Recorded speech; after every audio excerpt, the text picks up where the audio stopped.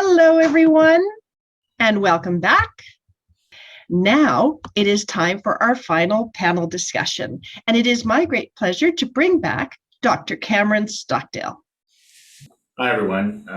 Welcome to our closing session entitled Vocational Rehab, an International Perspective. I'm really excited to introduce this session. I think in the last session, we heard a lot about the importance of vocational rehab in the context of return to work. And so that's part of the reason why I think this is going to be a very interesting panel for us. Part of my job as the CEO of the Work Wellness Institute is learning about a number of our partners, including the vocational rehab organizations and the Harnessing Talent Project. And it's been a very educational process for me, learning about the importance of vocational rehab professionals and how they do work to helping people overcome barriers to accessing, maintaining, and returning to gainful employment. It's certainly a wide-ranging and broad topic, and we've brought together a panel of experts from Canada, Austria, Australia, and the UK to discuss the profession and the important role that voc rehab professionals play today. And I believe the panel is going to touch on the subject of how the pandemic has placed new demands and shifted some of their responsibilities in the return to work space. Again, I'm happy to introduce the moderator, Val Lougheed. Val has a long list of accomplishments, and I can tell you that when I've had my discussions with Val over the last year or so, not only has it been very educational for me, but Val is obviously very passionate about the topic of vocational rehab. She is currently on the board of directors of the Vocational Rehab Association of Canada and a chair of its membership committee. She is the founder and past president of Northern Lights Canada and has been working in the field of vocational rehab since 1978. Well, that short introduction probably doesn't do your bio justice, Val. I'll hand over the moderating duties to you, and I'll let you take it away. Thanks so much, Cameron. It's been such a pleasure working with you over these past couple of years. And welcome everybody to our last session. And it is my profound pleasure to be moderating this panel of vocational rehabilitation experts from all around the globe. Wow. So returning to work has become a universal experience since the pandemic. All of us in one way or another have had to face the enormous uncertainties associated with going back to work, whether that's meant going back into the office or resuming in-person meetings or taking over more regular duties again. And all of this uncertainty is magnified if you have an impairment or you're recovering from an illness or an injury while you're returning to work. Luckily, vocational rehabilitation professionals are specifically trained to help people with potentially disabling conditions in all aspects of employment, from looking for a job, to getting one, to keeping one, to returning to one. So our four panelists are going to be talking each about 15 minutes about their associations and the work that they do. And we have Tracey Kibble from Canada, Julia Bunn from Australia, Joy Reymond from the UK, and Ingrid Pammer from Austria. Tracey has been a registered rehab professional and member of VRA since 2004, and she holds an honors Bachelor of Science from McMaster University with a double major in biology and mathematics. We have Julia Bunn from Australia. Julia is an accomplished occupational therapist who has specialized in the field of vocational rehabilitation for over 25 years. Her personal passion for assisting individuals resulted in her establishing her own rehab company called ESEC Pty Limited in 2005. Reymond from the UK is a seasoned claims and rehabilitation professional. She is a trustee for the Vocational Rehabilitation Association and a director on the Council for Work and Health. And Ingrid Pammer is from Austria, a vocational and social pedagogue and mediator. Ingrid has 30 years of experience in vocational rehabilitation and integration of people with physical and or mental health conditions in the labor market. So Panelists will speak. If you have any questions, as Heather said, put them in the Q&A box on the side of your screen, and I will do my very best after all the panelists have finished speaking to make sure that all of your questions are addressed before the end of the session. So first up, we have Tracey Kibble. Tracey. Hi, everyone. So I just want to confirm that everyone is seeing my slideshow, correct? Okay. Welcome to my presentation on VRA Canada. And we're a little different than some of the other folks that we've heard from throughout the day, in that although we do all provide vocational rehabilitation services, VRA Canada is a membership association. So we don't directly provide voc rehab services, we support those who do. Next slide. So here in Canada, because I know we have a very international audience today, here in Canada, there are two bodies who support the voc rehab professionals. VRA Canada, which is the professional association, and CVRP, which is the affiliated college.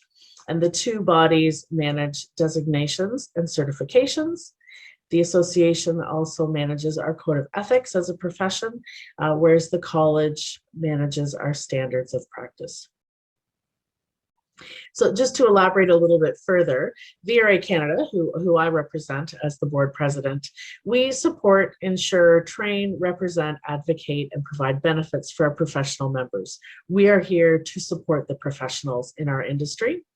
The difference being the college is really there for the protection of the public, to ensure that there's adequate regulation, accreditation, and standards and oversight for the professionals.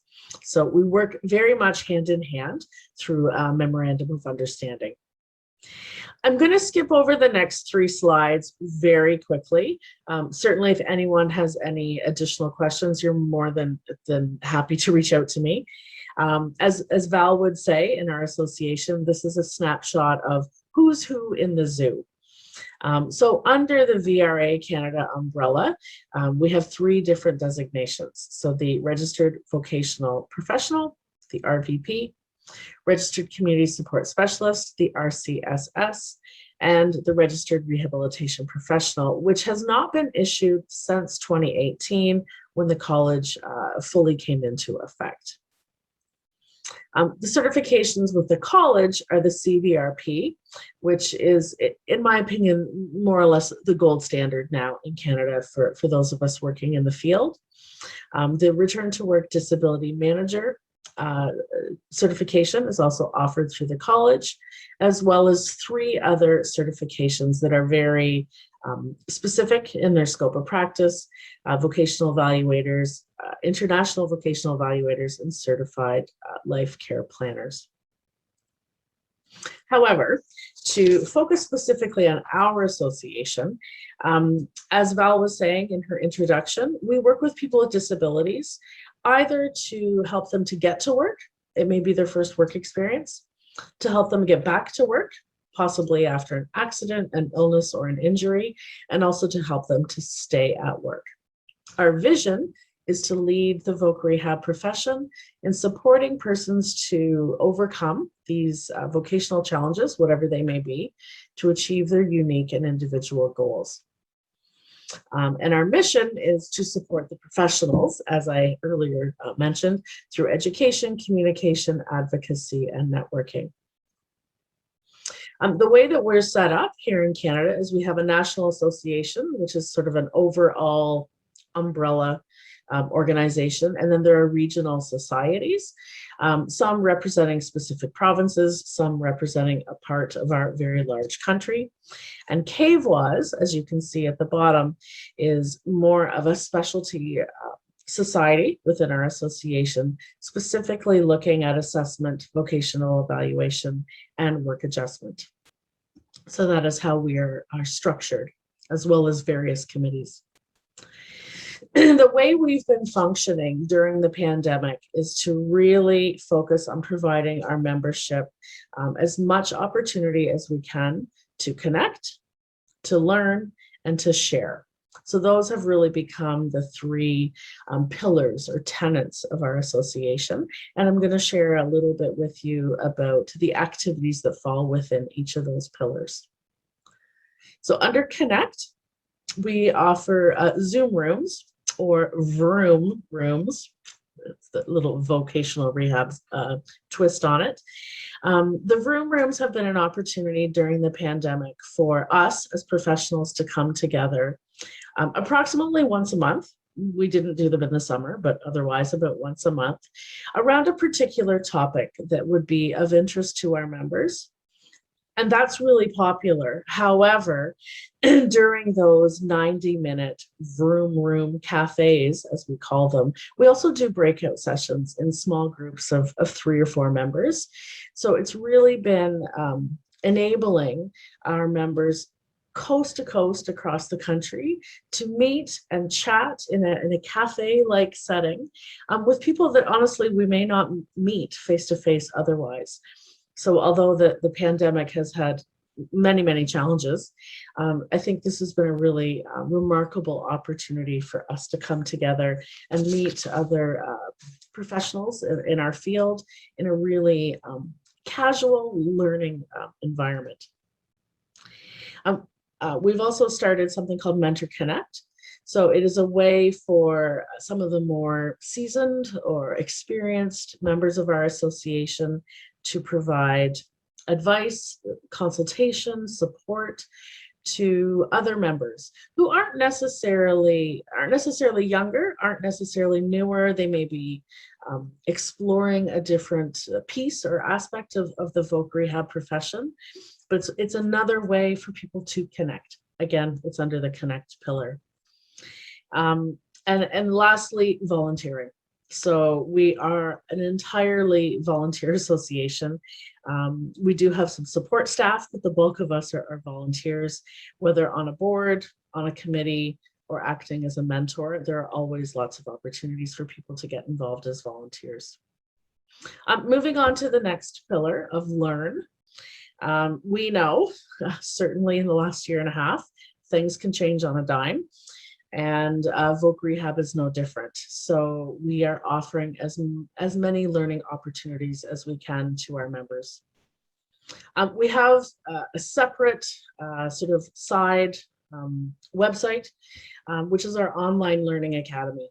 And inside the online learning academy, we cover all 9 domains of study that we believe are most important in our industry. There's over 20 modules there, somewhere between 5 and 9 hours each to complete.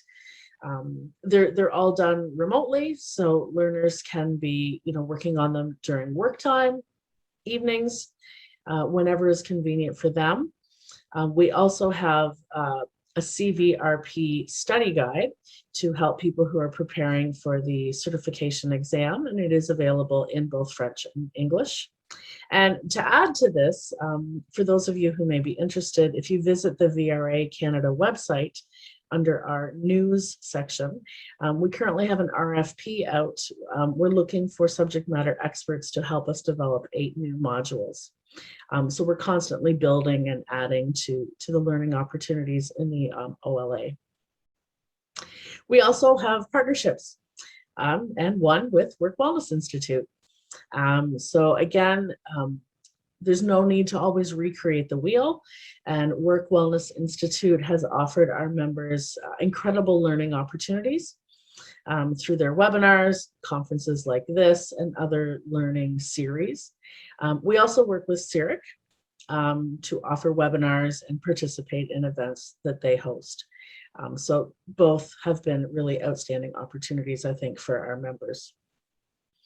And whenever possible, for events like this, for our Vroom rooms, for the online learning academy modules, our members also receive continuing education units in order to maintain their designations and credentials.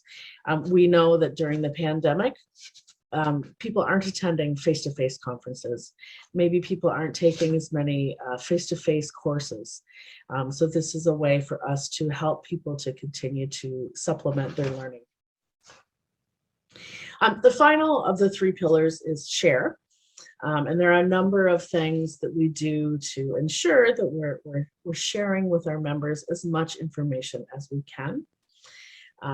In 2020, we celebrated our 50th anniversary as an association, which was remarkable. And I have to say Val Lougheed was instrumental in creating a timeline, looking at some of the milestones of our association over the years. I can appreciate that those of you who are on this session tonight can't necessarily read the information that is there, but I can assure you it highlights some of the major milestones of our association over the years. And the intention is for this to be, as Val calls it, an evergreen project. So something that we can constantly add to and continue to develop as we develop more history. We've also set up 4 times this year what we call onboarding sessions.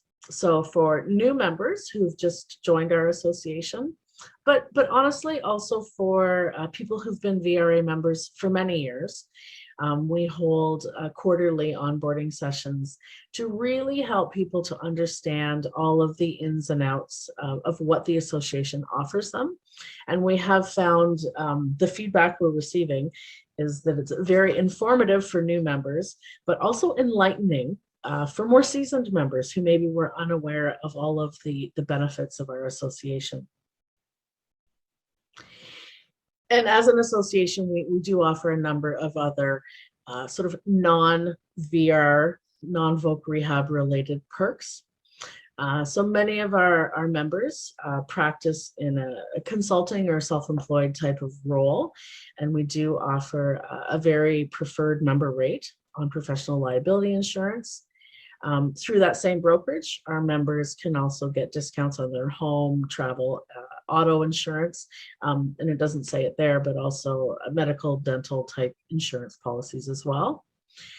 Any education materials we do put out through our online learning academy, any conferences, any webinar series, members always receive a discounted rate. And we have a relationship with an organization called Perkopolis.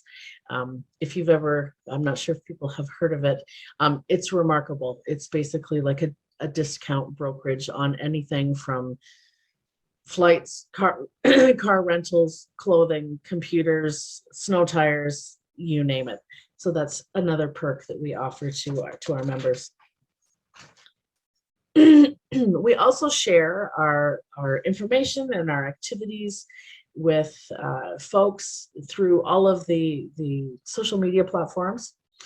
So we try to be active and engaged on many different social media platforms to try to connect with people in that way. I know that was a very fast overview of VRA Canada, who we are and what we do. I absolutely welcome questions at the end of the session.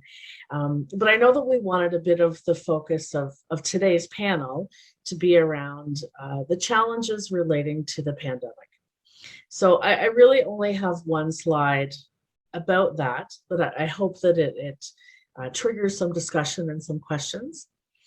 We have had some hearty discussion about return to work and how return to work and its meaning has very much changed over the past 18, 20 months. Return to work was previously associated with traditional vocational rehabilitation. So returning people to work following an injury, an illness, or an accident. Whereas now, if you Google that phrase, it applies to all of us. We've all been impacted. And my very sincere hope is that this will change some of the stigma and the perception around accommodations, modifications, differences in scheduling, when we're talking about return to work for those that we support. Certainly, the last 20 months have probably not been easy on any of our mental health, and we're starting to see how that's impacting the return to work world, and certainly we may not see the full effect for a long time yet. We know that long haul COVID exists. How that plays out in the Voc Rehab world is still to be seen, but we know that the numbers are quite startling. And lastly, we know that in our profession here in Canada, we have an aging membership, and we are working very hard to attract younger people into our profession. And through our Learn pillar, we're trying to meet our members' training needs as best we can with as many online interactive resources as possible. So I think I've stayed within my 15-minute block. However, I welcome questions when we all come together at the end of the panel discussion. If anyone has a question, I believe you put it in the Q&A on your screen. And for those of you who are unfamiliar or are not members of VRA Canada, we would love for you to visit our website and reach out to us. Thank you so much, Tracey. That was so informative, and you did such a great job of covering everything in a really short amount of time. Thanks, Val. Okay, so next, I'm so excited to introduce Julia Bunn from Australia. Julia. Thanks, Val. Good morning from Queensland in Australia. It's early morning here. I'm really pleased to be here representing the Aussies and to follow on from Tracey, my colleague in Canada. So I'll be presenting on VR, the Aussie perspective, and I'm representing ARPA, which is the Australian Rehab Providers Association. We represent all providers of occupational and vocational rehab in Australia. And I really just want to make a comment about terminology, because we've moved to the terminology of workplace rehab instead of vocational rehab. So please excuse me if I slip up and return to the term workplace rehab, which I'm most familiar with. So ARPA, the Australian Rehab Providers Association, I'll be telling you a little bit more about how we operate within ARPA, the environment that we operate in Australia, and the recognised benefits of workplace rehab in these sectors, and also the work that we do as volunteers for this industry organisation. I'll also be finishing with a brief overview of the impact of the pandemic on VR services in Australia.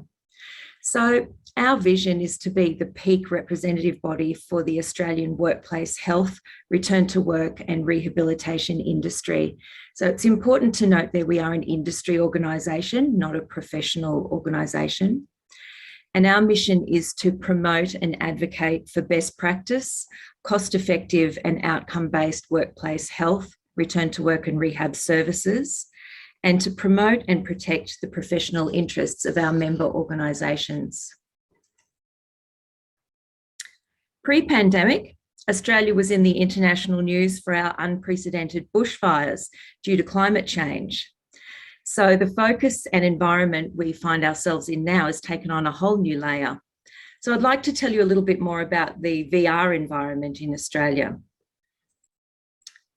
So firstly, we work in the field of workers' compensation insurance. So every workplace in Australia must take out a workers' compensation insurance policy.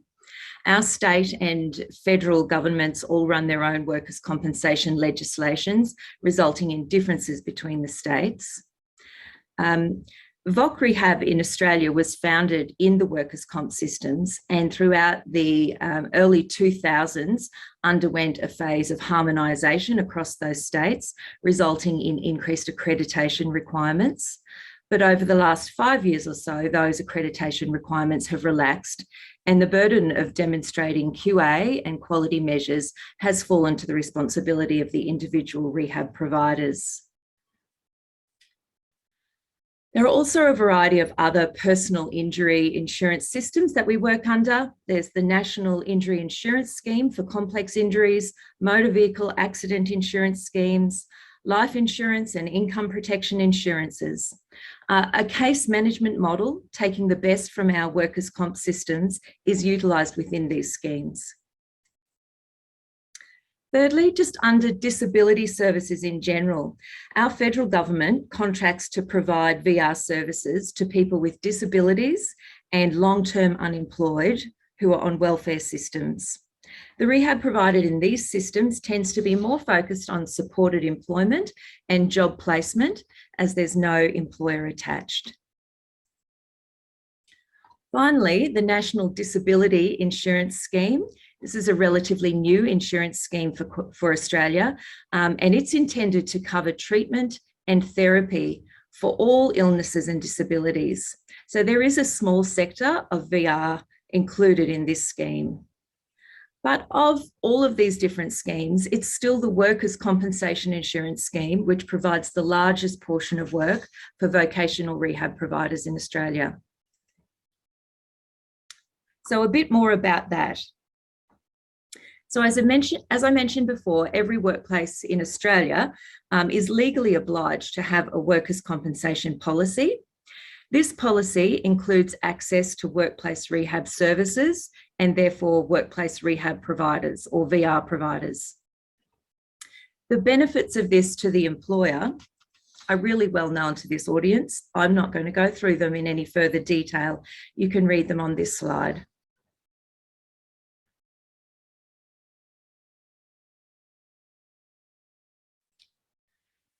Some of the ongoing benefits of VR to the employer are longer term. So as workplace rehab providers, we work closely with employers to ensure that the potential for other workplace harm is mitigated, the risk of injuring others in their workplace is eliminated or reduced, and the health of the workforce is improved. This leads to improved productivity and reduced financial burden. I've got a quote at the bottom of this slide from 2006, which speaks to communication and cooperation being at the centre of vocational rehab. And this is really the same message that was delivered in the first session today. My notes from that session said things like work together, bring together, communication, flexibility and openness. And I just want to stress these are not new concepts for VR providers. We also know there are additional commercial, personal and social returns. The evidence shows us that good work is therapeutic and promotes recovery, that safe work is good for you physically, socially and financially, that time off work is often not medically necessary and can delay recovery, and that the longer a worker is off work, the less likely they are to ever return to work. In Australia, we have a fantastic resource and a support for those of us providing vocational rehab, and it's called the Health Benefits of Good Work. This is a trademarked initiative developed by the Australasian Faculty of Occupational and Environmental Medicine and the Royal Australian College of Physicians. It's based on the compelling Australasian and international evidence that good work is beneficial to people's health and well-being, and that long-term absence, work disability and unemployment generally have a negative impact on health and well-being.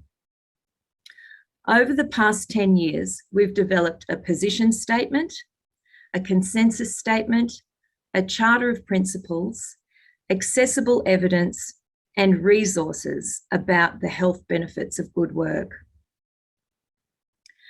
We've developed a list of signatories to the health benefits of good work made up of employers and stakeholders. All of these signatories are involved in spreading the message of the health benefits of good work and to influencing general practitioners in their role of promoting good work as a benefit to health. So within ARPA, our association, we support the setting of standards of practice for our members. Different jurisdictions and different insurers have a variety of different rules regarding whether these standards are mandatory or recommended. But the ARPA endorsed standards include, firstly, a set of criteria relating to qualifications, probity and financial arrangements of our members. Secondly, a minimum set of standards for workplace rehab providers need to demonstrate related to their effectiveness, their availability, and the cost of their service delivery. Thirdly, that effective VR rests on a set of agreed principles of practice for workplace rehab providers. And these include things you're familiar with: a biopsychosocial approach, early intervention, encouraging self-management, building capacity through work, empowering the worker and the employer through health literacy, SMART goals, and an understanding of the health benefits of good work, and demonstrating our service delivery effectiveness through identifying tailored goals and supporting cost-effective goal achievement by applying contemporary evidence-based best practice. And finally, our standards include a framework for monitoring workplace rehab provider performance, or VR provider performance. A little bit more about our members. So we represent both small family entities through to large national and international providers who are privately owned or publicly listed. We all have common aspirations for the growth of our businesses, the creation of jobs, and the financial sustainability of our industry. We committed to supply quality workplace health, return to work, and rehabilitation products and services. And we promote independent, tertiary qualified professionals providing a fair and impartial assessment and action plans for optimal outcomes.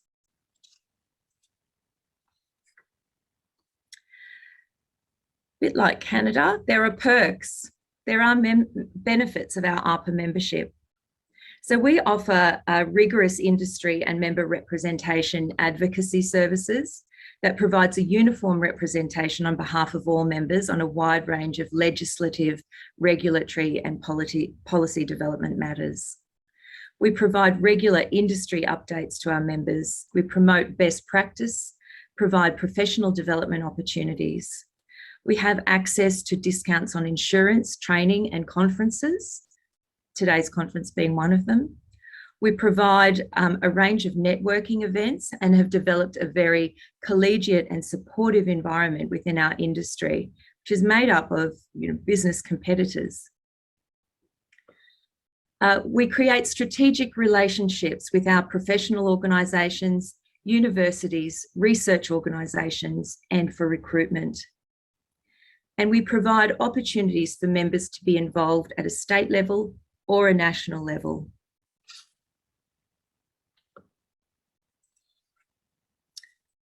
So some of the work we've done over the last year has been adding value to our members through the following. So we're supplying a lot of information to our stakeholders about our value proposition, how an investment in workplace rehab can pay returns.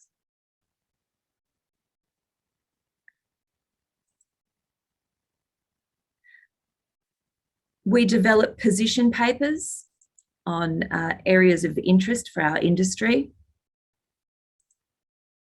We run annual awards and biannual conferences for our industry and provide extensive professional development programs. And we focus on careers in workplace rehab, this year having developed our own careers website, which includes videos by our members, and will include an extensive advertising program and a jobs board in 2022. So the key issue for our industry at present is a recruitment crisis, and ARPA is focusing most of our resources at present into supporting members and navigating through this skills shortage. Finally, just a few comments about the impact of the pandemic. I suppose my point is that VR services are needed now more than ever. The COVID-19 pandemic has brought to light, now more than ever, the need for VR services to act as a bridge between health and workplaces. VR is proven to help people to return to work following illness by providing independent and impartial advice to employers and employees regarding the nature of their health problems and adaptations which might help people to start working again. Workplace rehab can be used to support employers to safeguard their workforce and manage risks, and this will continue through the changing nature of work due to the pandemic. We've seen investment in public health. We now also have an opportunity to positively influence the health and well-being of the working population through improving access to VR services and consequently improving the prosperity of our nations. The challenges that I see coming from the pandemic are firstly related to the individual, so those health effects of a COVID diagnosis, such as long COVID, which really hasn't yet been realised in Australia. And secondly, the mental health pandemic that we're expecting to come as a result of the COVID pandemic, regardless of whether you've had a COVID diagnosis or not. Secondly, it's in the area of addressing the environmental changes around us. We've seen rapid change in industrial relations guidelines and laws as we see a return to the workplace, such as mandatory vaccinations, the use of PPDs, etc. All of those will be part of our role in accommodating, assisting the employer to accommodate people to return to work.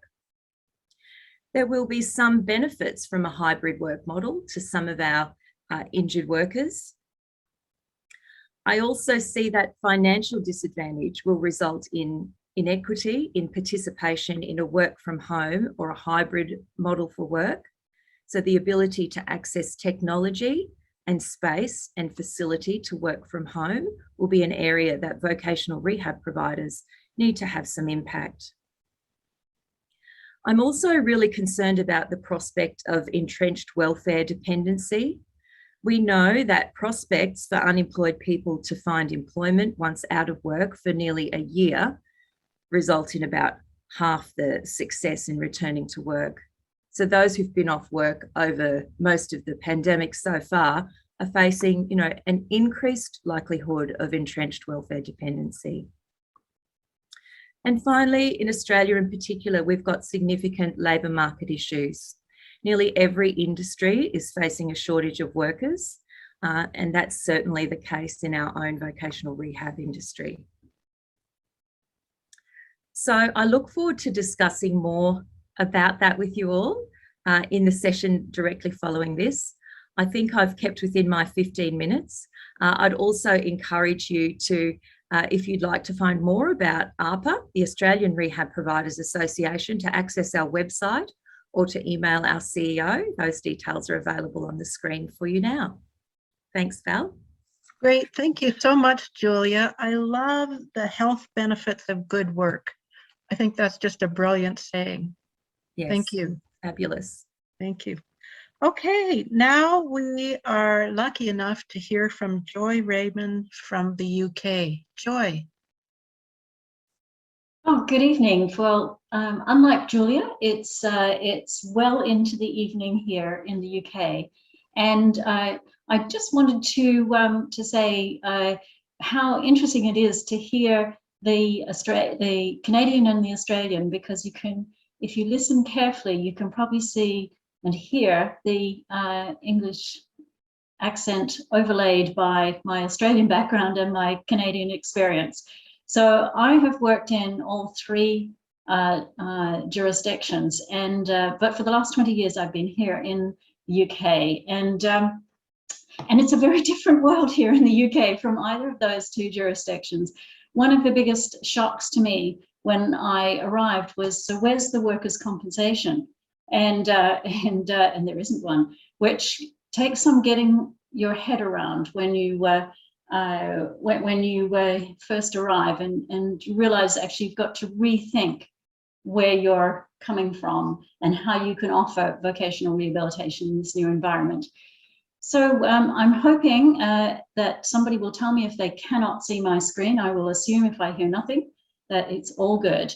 And just tell you, I'm here representing the VRA, which is the English, Scottish, Welsh, and Northern Ireland group, which which does essentially the same as the two organizations that you have been hearing from. So I'm not going to tell our story, except to say that we're a lot smaller than those lovely organizations. And part of the reason for that is the thing that I opened with, which is that in the UK, there is a very large difference in how employers and indeed society and the government view absence from work, and where the responsibility for managing sickness absence lies, and how it is managed. So obviously I cannot do this justice in 15 minutes, but I will tell you, if you look at our strapline at the bottom, you will see that the VRA has positioned itself very much in the realm that you've heard from the previous two speakers of helping people remain in work, recover in work, return to work, or reach for work. And I think that you'll see from all of the speakers that where you get your identity, where you get your self-esteem, where you get your finances, where you see your place in society, is often really dominated by the fact that whether you work. And so we're focusing on helping our clients improve that. And we're a membership organization. But again, I promised I wouldn't focus on that. So I'm just going to go to tell you a little bit about what it's like to be in vocational rehabilitation in the UK. And boy, is it very different. So we have very similar sort of structure in a way. I heard Julia talk about the consensus statement, and indeed very similar principles that are articulated. This is one that was brought together and signed by the good and the great, which includes Royal College of General Practitioners, the Society of Occupational Medicine, the Faculty of Occupational Medicine, British Psychological Society, Royal College of OTs, and I will stop now, but you get the point, that everybody in the health professions and the helping professions recognizes these principles of the importance of employment and health, and that the relationship is very close and can be enduring. I mentioned before about how it gives you a sense of fulfillment and purpose, and that if you can be in work, it does have a positive impact on both mental and physical health, provided that that work is good work. And I think Julia also spoke about that we need to distinguish between good work and frankly bad work, where it's insecure, it's where the person does not have autonomy, where they have unrealistic demands and high stress. That the idea that good work can itself be a therapy is I think an old idea, sort of goes back to the Romans and the Greeks, I think. But I think people taking that seriously is a new idea.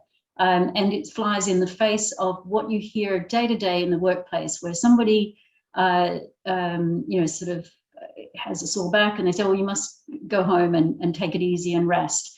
And we don't think about actually that step away from work can actually be one of the riskiest things that you do, because once you step away from work, it can be very hard to get yourself back in. And I did want to talk a little bit more about the way that the vocational rehabilitation professional approaches what we do, is how different it is from the occupational health professionals approach. And by occupational health, I mean somebody who has occupational health in their job title. So a physician or a nurse, typically taking on a medical model. And when you're in vocational rehab, what we're looking here is to focus on what we're seeing in terms of symptoms. And by symptoms, I mean, what's the lived experience? What is it that they are experiencing, and understanding the mental and psychological impacts of that. With long COVID, particularly, what we're finding which is coming out. And it's not a new, again, it's not a new thing. We see it with many cases, but it's really being highlighted that people who never thought of themselves as having having flaws or failures in their life are finding that they can't live up to their own expectations of themselves. And that disconnect between who I see myself as and who I am right now is intensely frustrating, really unsettling, can get in the way of therapeutic progress. So we do try and take the focus away from proving how sick you are. We know that if you set out a requirement for somebody to prove how sick they are, they will, and that is very unhelpful. So taking people as you find them and applying the best practices for vocational rehabilitation that you would for any case. And that in our instance, and I hear from my colleagues exactly the same as you would see in Australia and Canada. And so I won't go into the detail because I appreciate that biopsychosocial is sort of in your DNA as it is in ours. But I have to say that we are not in the majority in the UK, although you will hear people say the biopsychosocial, the practice of it is somewhat different. And indeed, the consensus statement that I started with is a consensus statement that is said more than practiced. And so it's a difficult situation that a vocational rehab practitioner can find themselves in, where what they're faced with is the focus on biological and kind of a willful blindness sometimes, particularly on the part of government, on social and the context of what is driving a person to be absent from work and having difficulties in returning to work.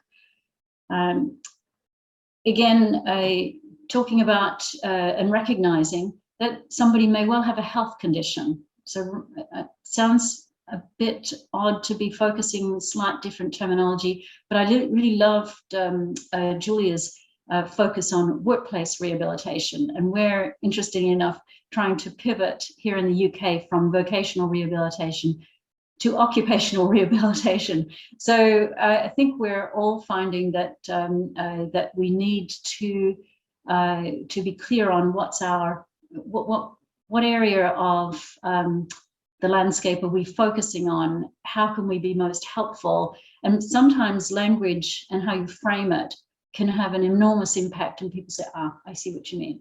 So if you'll see on the slide, I've said you focus on workability, not on diagnosis. Look at their symptoms, look at the job and what's relevant in terms of the work and home and community, and indeed financial factors. There's a lot of anxiety comes from job insecurity when you're absent from work. And if we don't deal with that, we're sort of leaving a very important part of somebody's recovery to be handled outside the system and maybe not handled at all well. We try and say, you know, there are obviously diagnoses that are there and let's not ignore them, but let's recognize that everybody's a little bit unique. And what we're trying to do is to recognize and assess the unique tasks that they're in, combination of tasks and environment and their symptoms and how they all play together in a way that prevents them from completing work relevant tasks. And the job of a vocational rehab consultant is to focus on removing the obstacles by adjusting those tasks, by adjusting aspects in the workplace and so forth. And again, I'm sure this will be my grandmother sucking eggs. I'm really sorry if it's just too basic, but I am telling you this is the experience of how we have to educate employers and latterly the government on the importance of putting in practice those lovely words that you saw on the first slide. And I think what we find is that although people talk about early intervention, you don't actually see a lot of it. What you find is that an HR person says, well, you know what, they'll probably come back, it's all right. It's just, you know, sort of, it's just the doctor's given them a sick note for a week. And so everyone waits, holds their breath, or goes on about their business and forgets, to check in and see how that person's doing. So the question is, should we just wait and see how things unfold? Because quite often the HR person's actually right. The person does come back. And so that reinforces that behavior. But what we know in vocational rehabilitation is that doing nothing is actually a very bad strategy. And I think, again, my colleagues have quoted the numbers, and they are appalling, that the longer you wait to effect a return to work, the poorer the outcome is going to be. And that's a psychological thing as much as a physical or a social piece, is that that if somebody is out of their norm, they are likely to be their normal structure. They're likely to be thinking and focusing on the medical side of their sickness absence, and you don't get a chance to bring people back into a normal day-to-day flow of how life proceeds, and it can have a very big impact on the success if you don't start and get to it early. We actually push the point that not only is good work good for you and bad work is bad for you, but no work is even worse. What we have found with some very interesting research done in the UK was that even if you only have, I think, about 16 hours of work, you will offset almost all of the psychological impacts of a sickness absence. So we encourage employers, don't wait until they can do half their job or all their job. Do start with a tiny bit and build, and we also encourage that with the employee as well. And I think staying in work is something that we all focus on because it's the most successful strategy. If you can keep somebody in work, you have the highest chance of a sustained success. And you notice I've emphasized the sustained, because I think it's one of the most important things. We talked about principles before now, but I just wanted to put them all in a single slide. And to say one thing that I think is almost a mantra is what you need to do is identify the important obstacles for this person in this workplace, in this context, whether that's social or psychological, at this time, and then take a stepped approach, just what's needed and when it's needed, and to work with all parties. I think that will not be a surprise to any of you, but the big issue we have in the UK is giving line managers support, because frankly, they get none in their management training on how to deal with sickness absence. And in the absence of a workers' compensation system, there's no external drivers and regulatory regulatory that they do things in a certain way. So we need to use an education, because we have only carrot, no stick. I won't emphasize any further Julia's point about communicate, collaborate. And lastly, I would just say that these are our key criteria that we look for in successful return to work. Yeah, I will finish there and just say I think the important piece is the relationship between all the parties, and I will leave it at that. I'll be happy to take any questions. Great, thank you so much, Joy. I love what you said about the shift away from proving how sick you are to workability. How tremendously logical and helpful that is. Yes, thank you. On a positive note, just love that. And so last, but certainly not least, is Ingrid Pammer from Austria. Ingrid. Hello. Also a nice evening from my side. It's nearly midnight here, so I'm already a little bit tired, and I really want to apologize in advance. I'm not a native English speaker, so please be aware of that when I'm maybe expressing myself sometimes in a little bit weird way. Okay, let's jump into the presentation. I also prepared some slides about Austria. And I face the same challenge as all the others. It's not easy to explain the system of a country in just 10 minutes or so. So I will be talking a little bit about Austria and about my institution. Just for you to know, we are centered in the middle of Europe. We are a really small country. This is really a big difference I always see when I hear your presentations.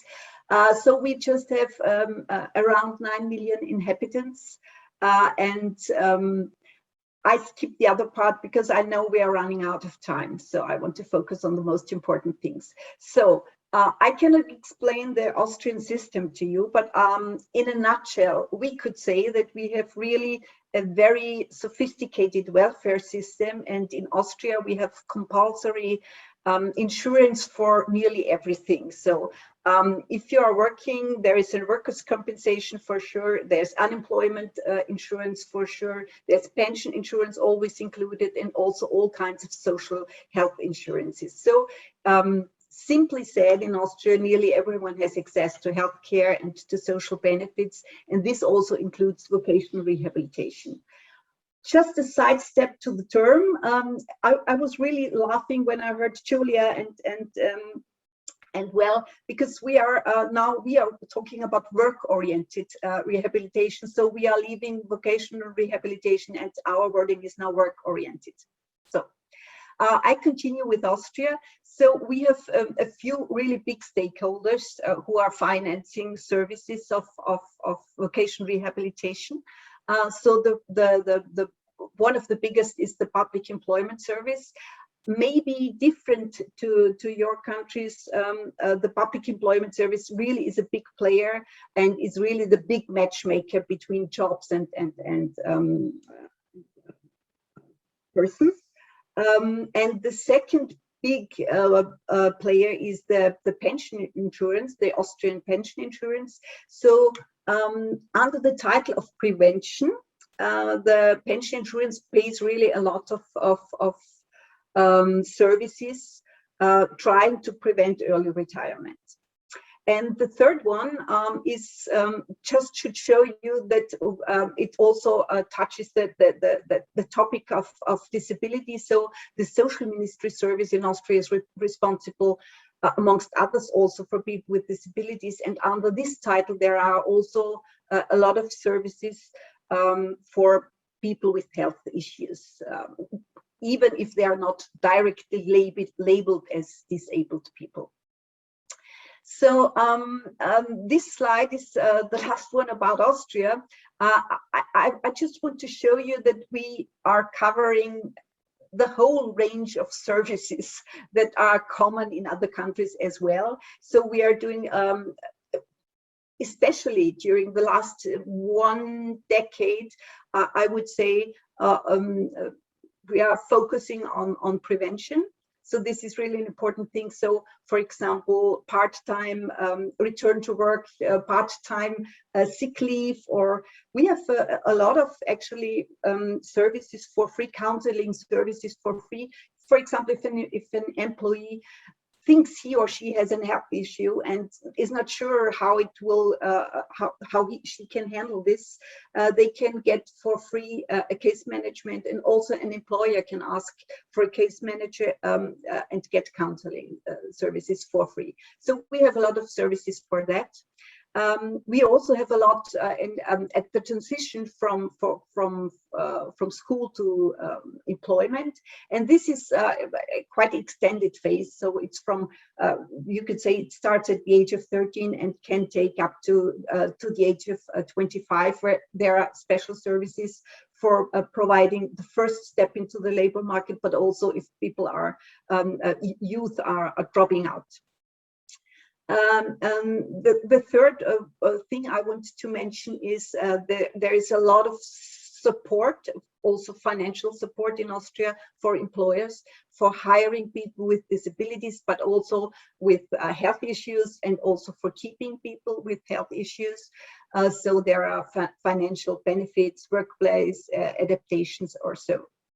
And the last point I want to mention about it, that we also cover a quite big range of services. So we've heard from the others as well. So assessments, vocational reorientation, vocational trainings. There are sheltered workshops, social enterprises. We also heard about supported employment, internships, job placement services.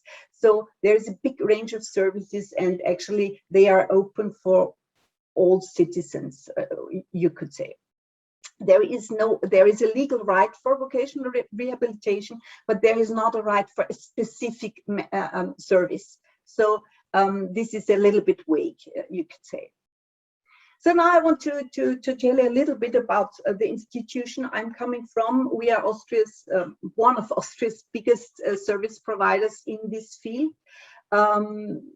So we were founded in the 1960s, so we are really quite old. We are a non-profit organization, and we operate in entire Austria, so on more than 100 locations in entire Austria. We also we employ more than 3,000 people, and we have more than 100,000 participations a year. Sorry, can I ask you, do you see my presentation? I'm not sure if you can see. So I see no objection. I think it works. So we are quite big for Austria, maybe not for your countries, but we are. And when you take a look at our mission, I think it's really close to what we heard before from all our colleagues. We are doing the same. So we are trying to support, encourage, and accompany in our case, as many people as possible in developing and using their vocational and social opportunities. So we strongly believe also that social inclusion is a really important thing, and it's vocational inclusion is a big step to social inclusion. So to show you a little bit what we are doing, we are operating in 3 big units. One is just focusing on vocational training, so not rehabilitation. I'm talking now about Voc Rehab. There we are dealing mainly with people with all kinds of physical and mental health issues, but we always focus on the open labor market. So we are actually also measured by our donors in how many people we can place on the open labor market. So this is the goal for us in any way. And we also have special services for visually impaired people, for people on the autism spectrum, or for people with brain injuries and so on. And we are seeing ourselves as system partner for the public employment service and for the pension insurance. So, for example, when they have to fulfill a new task, it was a few years ago, the pension insurance had to tried to reduce early retirement, so we could support the authorities in reaching this goal. So we developed together services and try to enroll them in entire Austria. So we are really trying to be innovators in our field and to look ahead. We offer the services in entire Austria, I told you, and I want to highlight this point. We offer the services as individual as possible, but as standardized as necessary. We heard a lot about these umbrella organizations, and I think it's really important to have quality standards in our, to know what is quality in our field. But I'm really convinced that, and we heard it very often, we are working with individuals, and each individual is unique. And so are the rehab coaches, or however you call the case managers or so. So I think this is one of the challenges in our sector, in our industry, to be aware of that and to combine this as much individuality and still have quality standards. Okay, So here I have one slide. I think I will skip it mainly. It's about the principles. Actually, I can sign everything we heard before. We are working with teams, so with rehab coaches or case managers, however you call. We have team support through medicine, psychology, social work, rehab technology, occupational studies. So we also have colleagues who are just focusing on what are the requirements in certain professions. And what I really want to highlight is that we are really trying to identify competencies and strengths. So we are not just working resource oriented, but I think a really important thing is also to identify or elicit competencies, because a lot of our clients are not aware of what they are good in, and we really try to open a space for them where they can try out, where they can find out and experience and explore themselves to find out what would work for them. And I want to highlight a second point on this slide, that we are really trying to work as labor market oriented as possible. So I want to give one example. With, for example, a service called reorientation. It can last between 3 weeks or 16 weeks even, if people have very complex situations. And within, in my region, in Graz, in the city of Graz, we have around 500 clients a year doing this service. And for these 500 clients, we organize between 500 and 800 internships. So even if in short services, we really try to give the clients a possibility to check out on the open labor market in real life how some professions can look like, and how their competencies and skills are, and if they are already ready, for example, if they have mental health issues, to go back to this or that working situation. And I also want to highlight that it's not a principle, but I think it's one of the biggest success factors we have. It's that we have highly motivated and professional staff.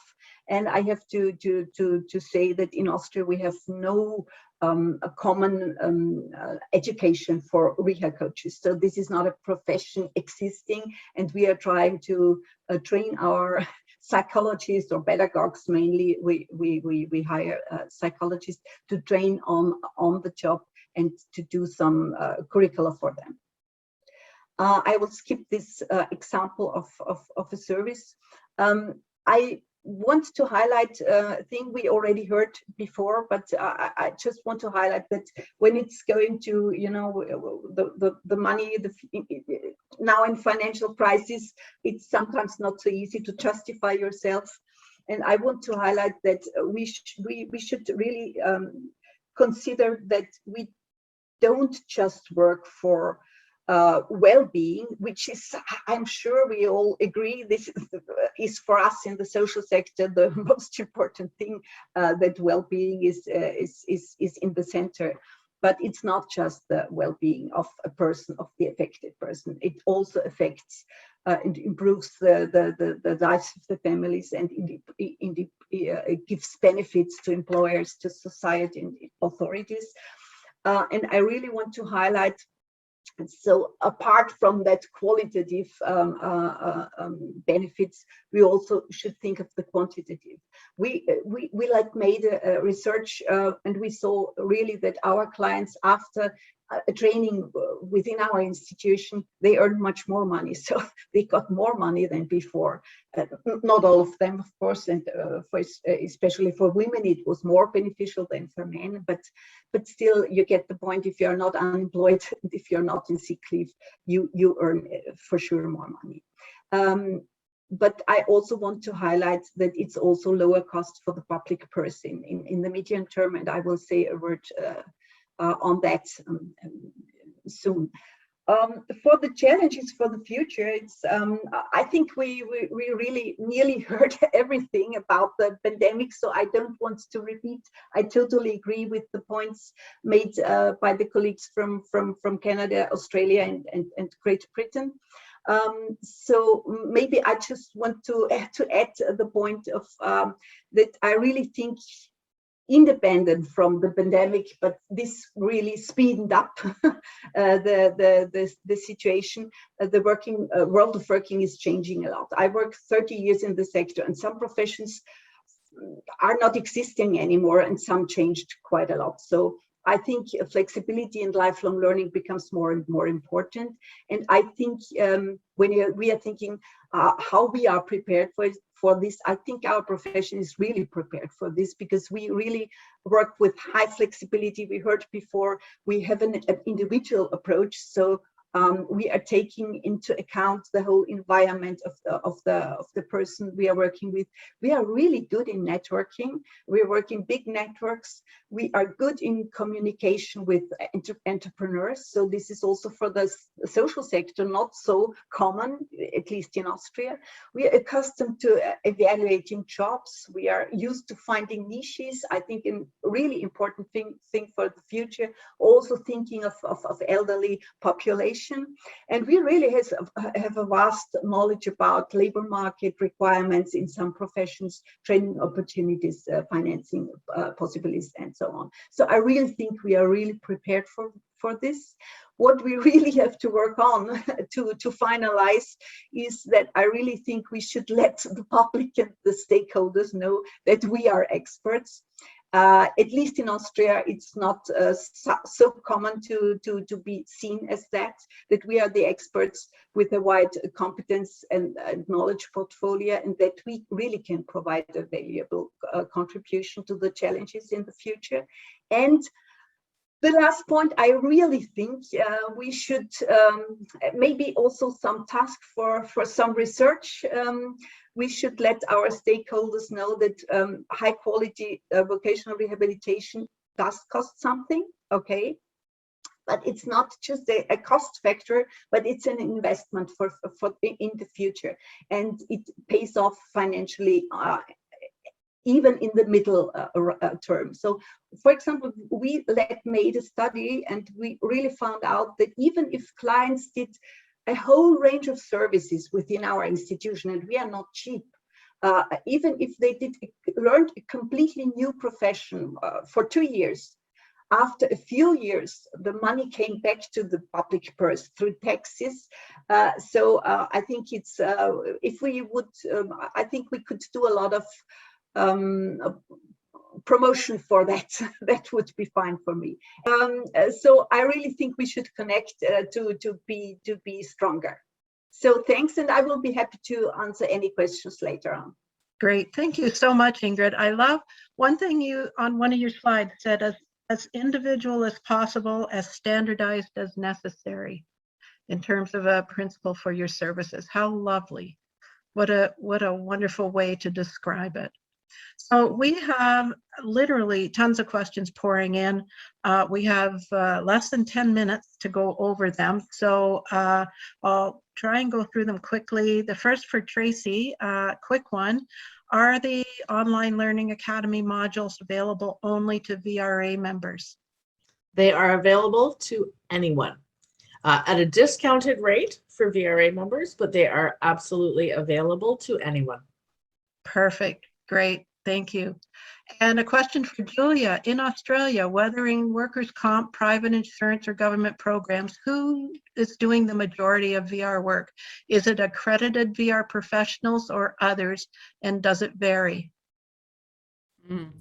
So in Australia, the accreditation comes from the insurer and the model that you're under, not from within our industry association. So providers generally become accredited for whichever insurance model they work under and work specifically under that model. But the standards that I set out that ARPA abides by do come from some time ago. We developed in consultation with the heads of all the workers' comp schemes a nationally accredited framework. Now that's no longer in place, but the principles are still there that we recommend. Great, good, Yep. Thank you. And a question for Joy. You differentiated between vocational rehab and occupational rehab and moving away from one toward the other. Could you elaborate on that? How would you define those terms and the implication of taking one approach versus the other? Yes, of course. And the two are in a sense synonymous in that we are trying to move to the term occupational rehabilitation to more accurately describe what we do, because we feel that in the UK at least, vocational has the sense of a vocation, and the rehabilitation, when people hear the rehab, they think of being an alcoholic or a dependent on drugs. And so the combination has really caused the public to not really understand what we're about. So the move to try and relabel ourselves is to try and have greater relevance to the organizations which we want to engage with. And those would primarily be employers and insurers. And I think what there was also something I said which may be relevant is that there's occupational health. And so we can't ignore that there are occupational health professionals. So we're looking to help people think, as opposed to occupational health, think occupational rehab. I hope that helps. Great, thank you so much. And a couple for you, Ingrid. What advice would you have for VR professionals who struggle to convince others of the value of internships as an intervention? Actually, I can make it easier. I'm not the specialist in our institution for that, no, but I really think it depends really totally on the employer. But we face mainly small and medium employers, and they really have an open eye and an open ear for integrating people. And I think this is the benefit that most of our clients, when they face challenges, so they are normally really valuing having a job. And I think this is seen by employers really and seen as a benefit. And we really often place many more people in one enterprise because they see the value and the positive atmosphere that the clients face. But this is just one of the thousands of answers I could give you. Great. Okay. And the other one is, can you recommend any resources to help injured, ill workers identify their own strengths and competencies? There is no single one, but I think what I'm really convinced of is to give space and time. And we really know, especially for women, they are even worse on that they are, and especially women with teenagers who really don't think that they can do so much. So we really try to let them work on different topics. So sometimes we force them to work on topics they are not so keen to do. But really, this is really one key situation. And also, the second point I really would recommend is working in groups. Working in groups and even mixing and mingling different groups of disabilities sometimes is really great, because the group effect is an enormous, I can say. Great, thank you so much. And one question for everyone, and we've got 2 minutes, so just a couple of words each. What do you see as the biggest change or shift in the role of VR in return to work pre-pandemic versus current state? Just a couple of words. May I just begin, because I was last? Actually, I would really say digitization, and really we got used to, and we will really rethink our services on that. Great. I completely echo Ingrid's comment. I was going to say remote work. So the remote work that we are providing to support our clients or those that we're working with, but also many more of our clients are doing remote work. It's just changed the face of so many layers.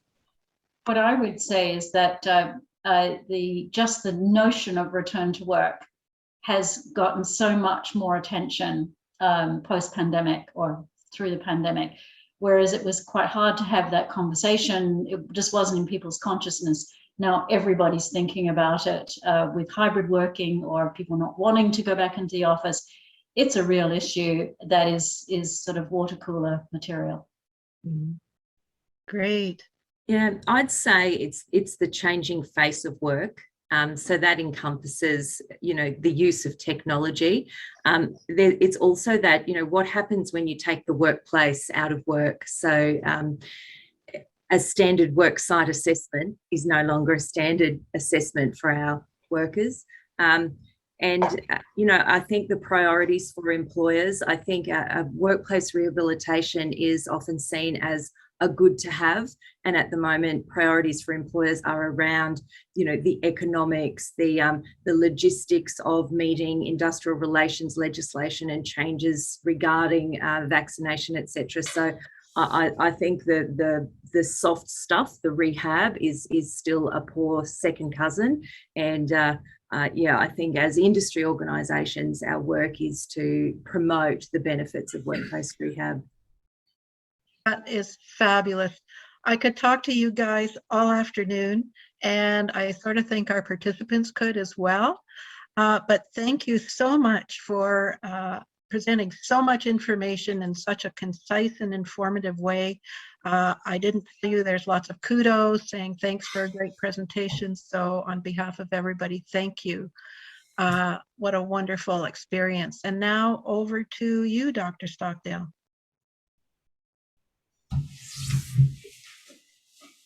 Thank you.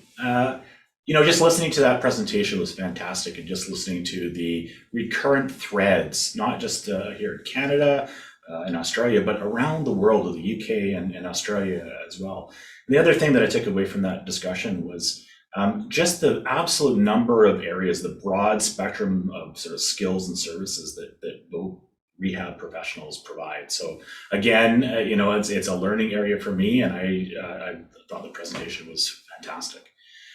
With that, we have actually reached the end of our first conference in this series.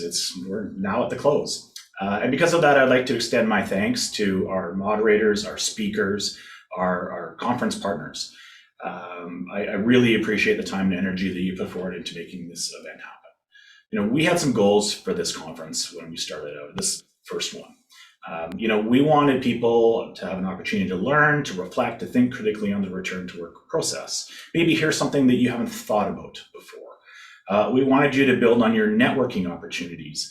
So I would encourage you at the end of my little speech here to go to the networking area of the platform and just introduce yourself to some of the people that have been in attendance in this conference.